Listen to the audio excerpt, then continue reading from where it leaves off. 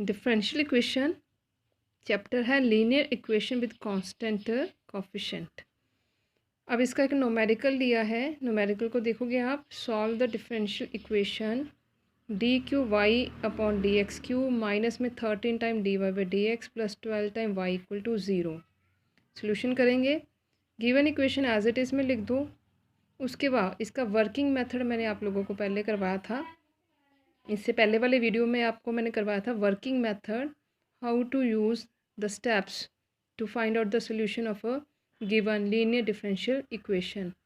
वहाँ पर journal method था, यहाँ पर न्यूमेरिकल में देखो जर्नल मेथड कैसे अप्लाई कर रहे हैं। सबसे पहले लिखेंगे सिंबॉलिक फॉर्म। तो सिंबॉलिक फॉर्म का मतलब होता है सिंपल से रिप्रेजेंट करना।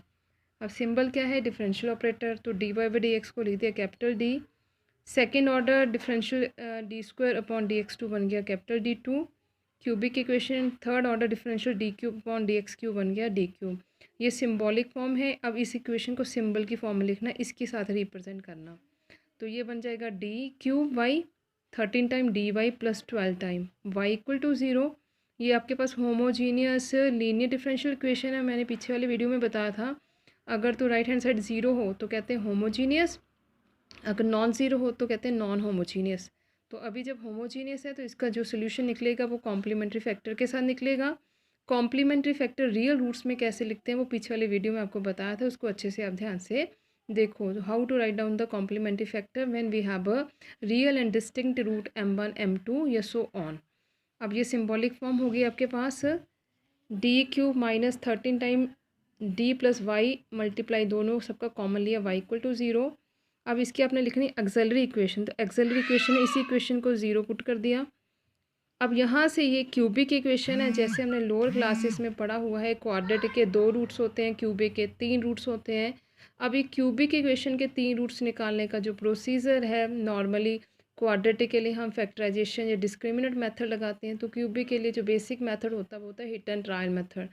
हिट एंड ट्रायल मेथड में हम क्या करते हैं, एक रूट हम अपने आप से सपोज करते हैं जो इक्वेशन को सेटिस्फाइज करता है, फिर उस रूट की हेल्प से हम उसको डिवाइड करते हैं, जो रेस्ट ऑफ द इक्वेशन होती है उसको हम डिवाइड करते हैं, और डिवाइड करके उसके लीनियर और क्वाड्रेटिक फैक्टराइजेशन करते हैं क्यूब के केस में, और फिर जो क्वाड्रेटिक आती है उसके रूट्स निकालते हैं। तो देखो कैसे, सबसे पहले हम ट्रायल मेथड होता है, इसमें हम वेरियस वैल्यूज़ को पुट करके देखते हैं, जिस वैल्यू के ऊपर ये सेटिस्फाइज होता है वो इसका फर्स्ट रूट होता है। तो सबसे पहले जैसे मैं डी इक्वल टू 1 पुट किया, तो 1 पुट करते ही आपके पास बन गया 1 का cube 13 plus 12 0, 13 minus 13 0। It means D equal to 1 के ऊपर ये इक्वेशन सेटिस्फाइज कर रही है। सेटिस्फाइज में 0 इक्वल टू 0 बन रहा है, तो इसका मतलब डी इक्वल टू 1 इसका डेफिनेटली एक रूट होगा। अगर ये रूट होगा तो हम इस रूट की हेल्प से इसको फैक्टराइज करेंगे। इसको फैक्टराइज करने का मेथड है लॉन्ग डिवीजन मेथड। तो डी इक्वल टू 1 अगर इसका रूट है इक्वेशन नंबर 1 का, गिवन इक्वेशन का, तो हम हमारे पास जो क्यूबिक इक्वेशन है इसको हम डी इक्वल टू 1 इसको इक्वेशन बना दो, डी माइनस 1 इक्वल टू 0। तो डी माइनस 1 इसका एक रूट है, इसके साथ डिवाइड करेंगे using the long division method, जो कि हम छोटी क्लासेस में पढ़ चुके हैं कि कैसे लगाते हैं। तो ये आप देख लो कैसे लगाया है। सबसे पहले डी स्क्वायर लिया, D square into D D cube, D square minus 1 minus D square, sign change किया, it will be cancel out, it will be cancel out. यहाँ से प्लस का डी स्क्वायर माइनस का 13 माइनस का plus का D square minus का 13 D नीचे आ गया। फिर हमने लिया डी प्लस का D D D D square minus में डी, साइन चेंज हुआ, that is equal to minus में 12 डी प्लस 12 यहाँ से आ गया। फिर हम यहाँ डी माइनस 1 के साथ हमने माइनस 12 लिया, minus 12 into D minus 12 D, minus minus plus, that is 0, तो रिमाइंडर आ गया 0। Therefore D minus 1 into D 2 plus D minus 12 is the factorization of this cubic equation.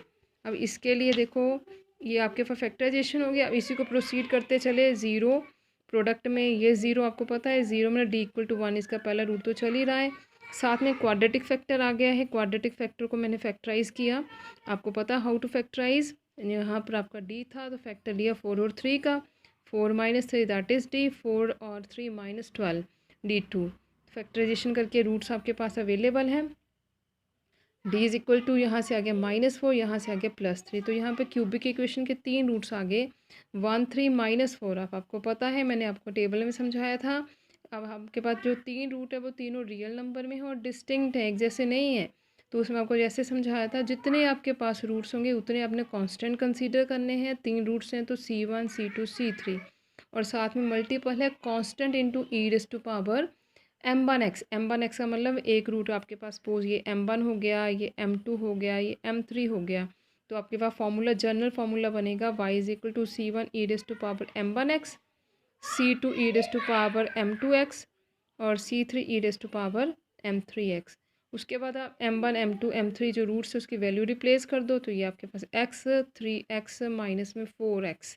तो ये होमोजीनियस इक्वेशन थी, तो एंड में आपने लिखना है इट्स जनरल सोल्यूशन इज़, या फिर इस complementary factor is equal to this one and which is the answer for the given differential equation.